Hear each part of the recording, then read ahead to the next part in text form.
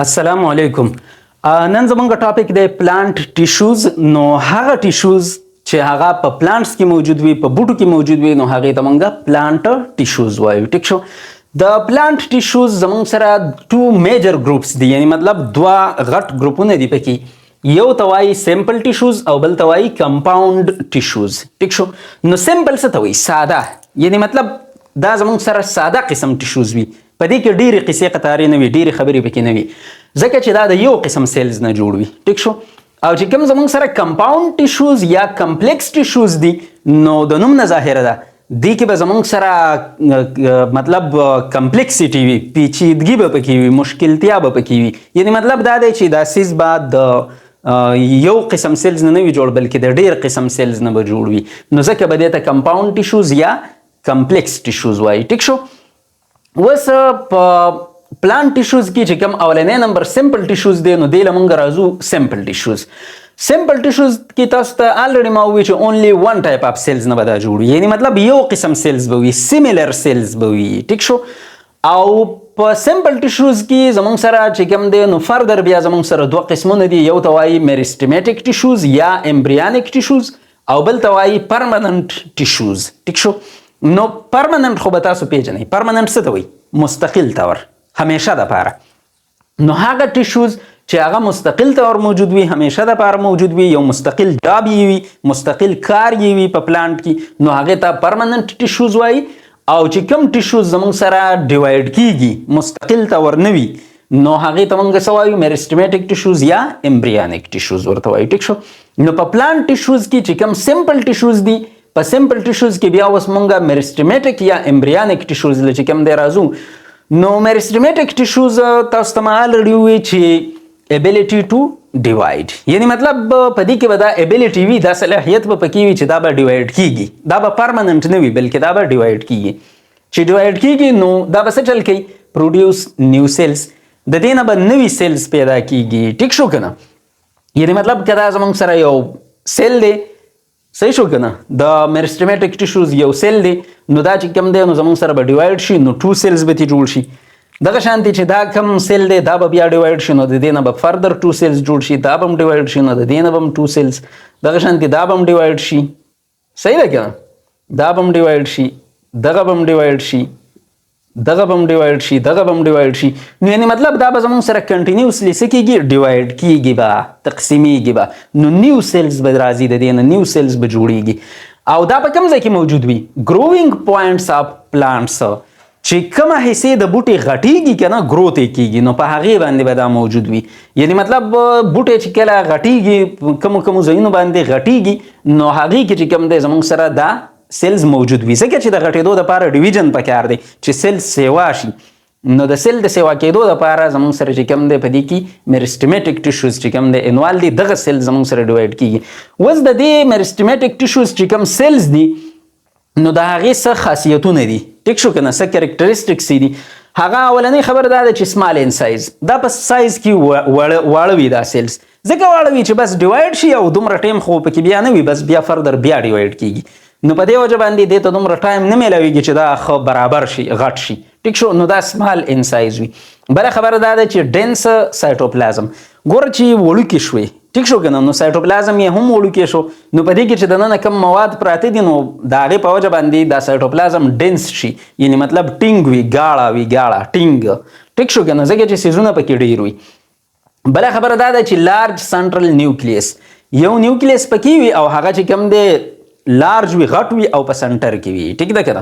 عام طور په پلانټ سیلز کې زمونږ سره وړوکی نیوکلیس وي او سایډ طرف ته وي، ځکه چې په هغې کې په سنټر کې ویکیول وي غټه.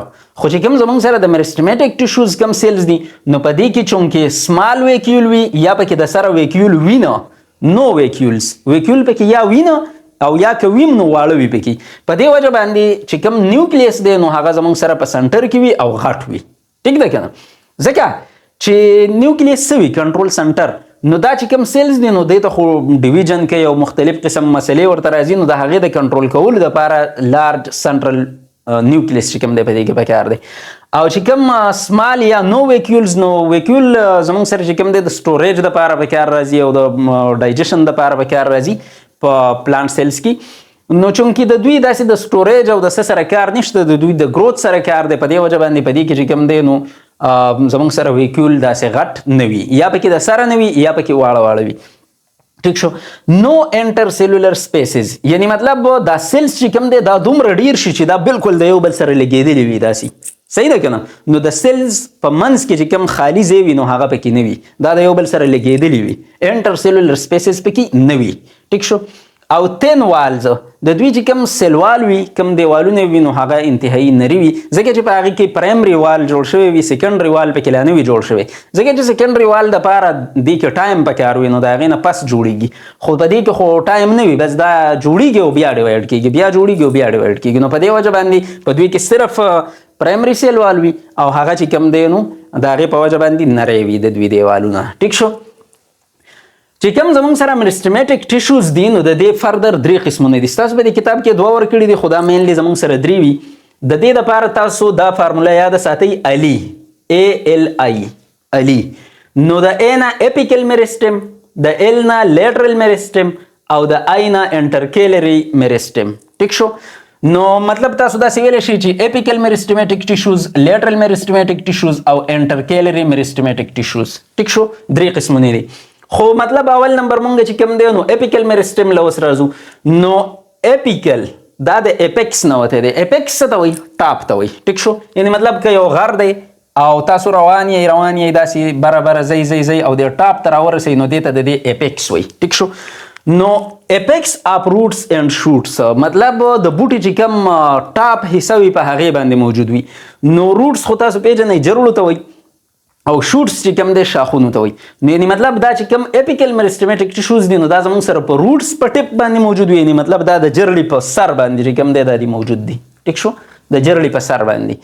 او یا چې کوم دی دا زموږ سره په شوټس په اپیکس باندې هم موجود وي، یعنی مطلب دې ځای ته وګورئ کوم چې زموږ سره تنه ده نو د هغې په ټاپ باندې هم موجود دی. ټیک شو. elongation of roots and shoots ګوره چې دا سیلز ډیوایډ کیږي نو دا به بره ډیوایډ کیږي، داسې به ځي که نه، نو elongation به کیږي. دا چې کوم تنه دا سټیم دی دا شوټس دي نو دا به اوږدیږي، elongation به کیږي. او چې کوم زموږ سره روټس دي نو چې په دې کې ډیویژن کیږي نو دا به هم اوږدیږي، دا به هم چې کوم دی نو غټیږي به. ټیک شو.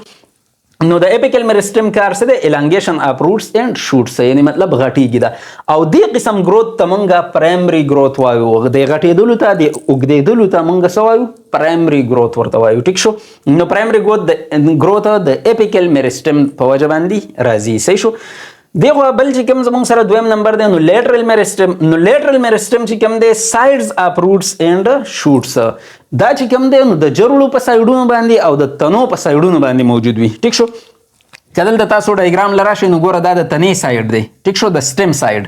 نو دلته چې کوم دی زموږ سره موجود وي او دلته موجود وي. دغه شانتي کې د جرړې سایډونو له راشئ نو مطلب دا زموږ سره دغه سایډ شو او دا سایډ شو. نو دغه شانتي د جرړې په سایډونو کې چې کوم دی نو موجود وي او دا چې کوم دی ډیوایډ کیږي. ټیک شو. نو چې ډیوایډ کیږي نو څه چل کیږي؟ thickness of roots and shoots. د دې د ډیویژن په وجه باندې د دې د غټېدلو په وجه باندې thickness سیوا کیږي، پیړوالی سیوا کیږي، اوږدوالی نه، اوږدوالی د اپیکل میرستم په وجه باندې کیږي، پیړوالی، پلنوالی. ټیک شو. دا چې کوم دی نو زموږ سره د څه په وجه باندې راځي؟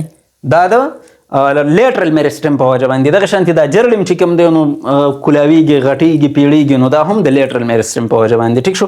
او دې قسم گروث ته مونږه سیکنډري گروث وایو. بیا دې قسم غټېدلو ته مونږه سیکنډري گروث وایو. ټیک شو. دریم نمبر چې کوم زموږ سره انټرکیلري میرستم دی نو انټرکیلري میرستم چې کوم دی دا زموږ سره ان سم پلانټس یعنی مطلب دا په څه بوټو کې وي او په څه بوټو کې نه وي. په کومو بوټو کې وي؟ لایک شوګر کین په ګني کې موجود وي، ویټ غنم، ګراسز ګیاګانې لکه کبل مبل په دې کې چې کوم دی نو دا زموږ سره پریزنټ وي. او پریزنټ ایټ انټرنوډز په کوم ځای کې پکې پریزنټ وي؟ په انټرنوډز کې پریزنټ وي. جسٹ اباو د نوډز، د نوډز نه لږ د پاسه په انټرنوډ کې چې کوم دی موجود وي. لکه مثال طور کې دا ګنې شو که نه، ګنې. نو د ګنې چې دا کم بند دی په کوم ځای باندې چې مونږ ماتوو داسې. ټیک شو که نه، یو دغه کوي نو دې ته مونږ نوډ وایو. نوډ دا یو نوډ شو او دا بل نوډ شو. او د دې یو نوډ او د بل نوډ په منځ کې چې دا کوم ځای دی دې ته انټرنوډ وایي. ټیک شو که نه. نو دا چې کوم انټرکیلري میرستم دی دا په دې انټرنوډز کې پریزنټ وي، په دې ځایونو کې، ټیک شو، دلته پریزنټ وي. خو په کوم ځای کې؟ جسټ اباو دی نوډز، یعنی مطلب په دې ځای کې د دې نوډ نه د پاسه په دې ځای کې چې کوم دی پریزنټ وي انټرکیلري میرستم، ټیک شو. نو دا چې کوم زمونږ سره کوم ځای چې کوم مونږ جوړوي که نه، کوم ګنډېرۍ تی کوو، نو دې ته انټرنوډ وایي. نو په دې انټرنوډ کې پریزنټ وي، په انټرنوډ کې چې خاص کار کوم دا ځای دی د نوډ د پاسه، نو په دې ځای باندې زموږ سره چې کوم دی نو انټرکیلري میرستم پریزنټ وي، ټیک شو. میکس سټم لانګر، د دې په وجه باندې دا چې کوم سټم دی نو دا لانګ کیږي، مطلب اوږدیږي. صحیح ده که نه؟ لکه ګوره ګنې چې کله مطلب کچا وي په دې ټاپ باندې که نه، نو دا بندونه یو بل ته نږدې نږدې وي، دا نوډز چې کوم دی دا نوډز دا یو بل ته نږدې وي. خو چې کله داسې ټایم کېږي نو بیا دا غټېږي، دا د یو بل نه لرې وځي داسې. نو مطلب زموږ سره چې کوم دی نو لانګ مطلب لانګر کېږي، اوږدوالی پکې راځي. صحیح شو. او دې قسم گروت ته مونږ څه وایو؟ پرایمري گروت، ټیک شو. د اوږدوالي ته مونږ پرایمري گروت وایو که نه، دې ځای کې مونږ ووایو، ټیک شو. دا چې کوم اوږدېدل دي دې ته مونږ پرایمري گروت وایو. نو انټرکیلري میرستم هم زموږ سره په پرایمري گروت کې انوال دي، ځکه چې دا د سټم الانګیشن کوي، اوږدوالی راولي، ټیک شو. helps in regrowth of grasses، دې خبرې ته خیال وکړئ. یعنی مطلب کله چې تاسو غیا ورېبئ او څه ټایم پس هغه بیا وشي، نو مطلب تا خو تی دا چې کوم ټاپ والا اپیکل میرستم دی دا خو تی دی کټ کو کنه، لړکړی دی، نو بیا دا ولې غټیږي؟ دا ځکه غټیږي چې دې کې چې کوم زموږ سره دا انټرکیلري میرستم دی دا خو پکې پاتې شوی دی کنه، نو د دې په وجه باندې چې کوم دی دا اوږدیږي او غټیږي او چې کوم دی نو فردر پکې نور گروت راځي، واپس غټیږي. صحیح شو. ښه ډایګرام لکه مونږ راشو، نو دا خو الریډي ایکسپلین شو چې دا زموږ سره یو بوټی دی، د هغې تنه دا جرړې دي. نو چې کوم زموږ سره اپیکل میرستم دی، نو په اپیکل میرستم زموږ سره څه چل کوي؟ دا د ګروینګ ریجنز باندې موجود وي په ټاپ باندې. نو مطلب چې کوم زموږ سره د روټس ټاپ دی، نو هغې کې چې کوم میرستم موجود دی نو اپیکل میرستم خو دی، خو دې ته به مونږ روټ اپیکل میرستم وایو، ځکه چې دا په جرړو کې موجود دی. او چې کوم زموږ سره په شوټس باندې موجود دی نو هغې ته به مونږ شوټ اپیکل میرستم وایو، ټیک شو که نه. نو دا زموږ سره په دې ځایونو باندې موجود وي، دا چې کوم دی تنه اوږدېږي د دې سره، او د دې سره چې کوم دی نو جرړ اوږدېږي، ټیک شو. دغه شانتې که مونږ بیا لیټرل میرستم لرا شو، نو د لیټرل مطلب څه دی؟ په سایډونو باندې. نو دا چې کوم دی په سایډ کې د تنې هم په سایډونو کې موجود وي، د جرړ هم په سایډونو کې موجود وي، نو د دې په وجه باندې پلنوالی راځي. بوټی چې کوم دی نو پلنیږي، یا یې جرړه چې کوم دی نو پلنیږي، ټیک شو. که دا مونږ داسې ځای ترې راکټ کو او دې خوا یې لږ غټ کو داسې، نو دا تنه شوه.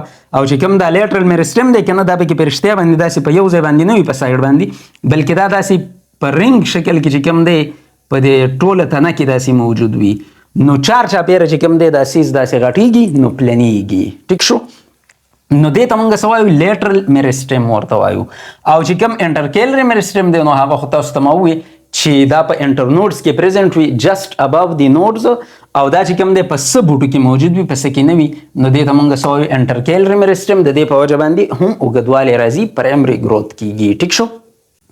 اوس که تاسو له چېرته په پیپر کې داسې راشي چې ډفرنشیټ بټوین اپیکل میرستم اینډ لیټرل میرستم، یا کمپیریزن بټوین اپیکل میرستم او لیټرل میرستم، صحیح شو که نو، یا ډفرنس بټوین اپیکل میرستم او لیټرل میرستم، نو تاسو بس دا خبرې لیکلی شئ، دا کافي دي، ټیک شو. دا 3 پوینټس او دا 3 پوینټس، او بیا ورته دغه شانتې ډایګرامز چې کوم دی جوړولی شئ، چې یعنې مطلب دا زموږ سره اپیکل میرستمز دي او دا چې کوم دی نو زموږ سره لیټرل میرستم دی، صحیح شو.